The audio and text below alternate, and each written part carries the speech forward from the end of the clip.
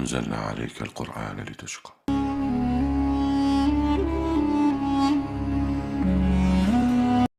Kisah surat Taha dan Umar bin Khattab tak pernah bosan untuk diulas mengingat hikmah berharga yang terkandung di dalamnya. Diceritakan, Amirul Mukminin yang menjabat khalifah kedua ini memeluk Islam setelah membaca surat Taha. Khalifah Umar memeluk Islam pada bulan Zulhijjah tahun ke-6 dari kenabian, yaitu 3 hari setelah Sayyidina Hamzah memeluk Islam. Keislaman Umar juga tidak lepas dari doa Nabi Muhammad.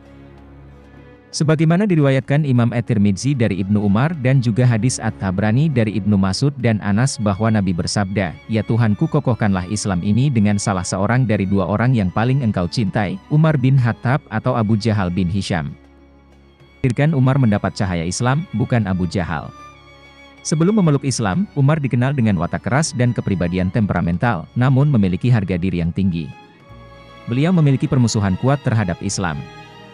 Banyak kaum muslimin merasakan beragam penganiayaan yang dilakukannya.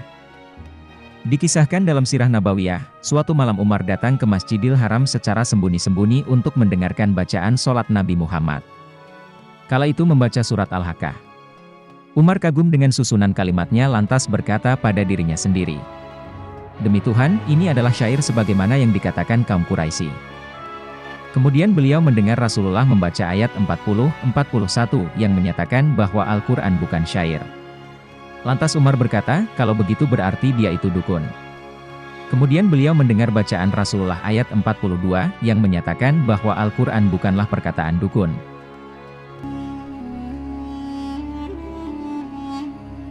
Akhirnya Umar berkata, telah terbetik di dalam hatiku.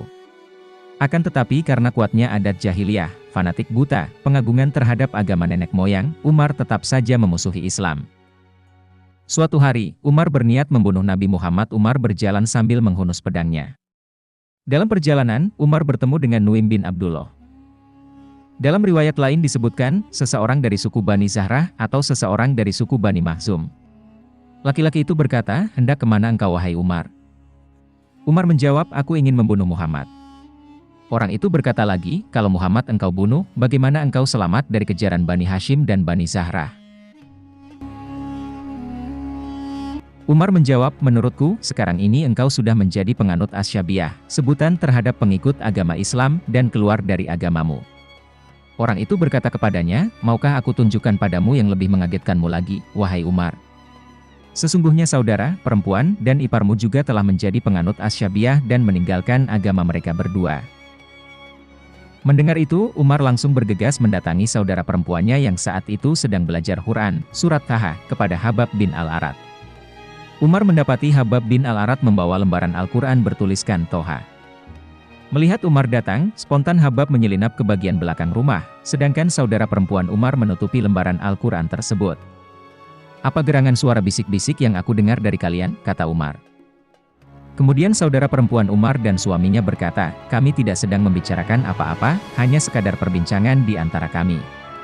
Umar berkata lagi, tampaknya, kalian berdua sudah menjadi penganut Asy-Syabi'ah, sebutan terhadap pengikut Islam.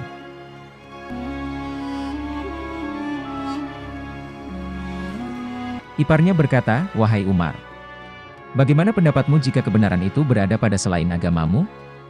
Mendengar itu, Umar melompat ke arah iparnya itu lalu menginjak-injaknya dengan keras. Lantas saudara perempuannya datang dan membantu suaminya menjauh darinya, namun dia justru ditampar oleh Umar, sehingga darah mengalir dari wajahnya. Ketika Umar merasa putus asa dan menyaksikan kondisi saudaranya yang berdarah, Umar menyesal dan merasa iba, lalu berkata, berikan yang ada di tangan kalian ini kepadaku dan bacakan untukku.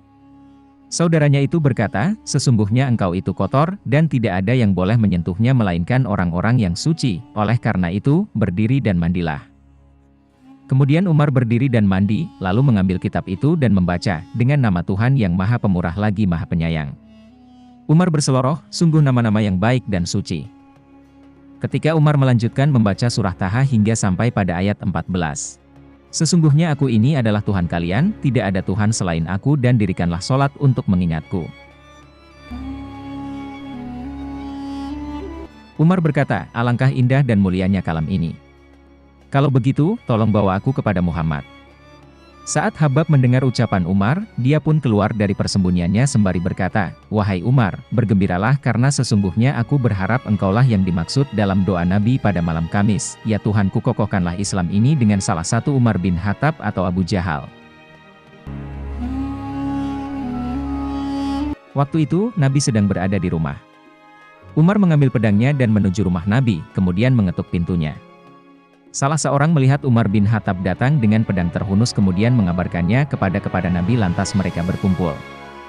Hamzah bin Abdul Muthalib bertanya,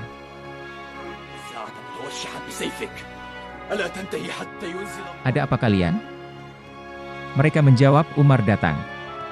Hamzah berkata, "Bukalah pintunya. Kalau dia menginginkan kebaikan, maka kita akan menerimanya, tetapi kalau menginginkan kejelekan, maka kita akan membunuhnya dengan pedangnya."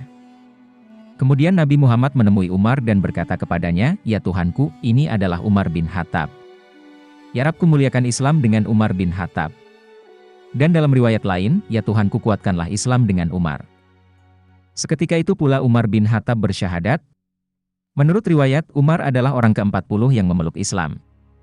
Abdullah bin Mas'ud berkata, "Kami senantiasa berada dalam kejayaan sejak Umar bin Khattab masuk Islam." Demikian kisah surat Taha dan Umar bin Khattab yang mendapat hidayah Islam. Ketika menjabat khalifah kedua, Umar dikenal sebagai pemimpin adil dan bijaksana. Di tangannya, Islam berkembang hingga keluar jazirah Arab seperti Mesir, Suriah, Persia, dan Irak. Beliau dimakamkan di samping makam mulia Nabi Muhammad Rasul Mustafa di Masjid Nabawi Madinah.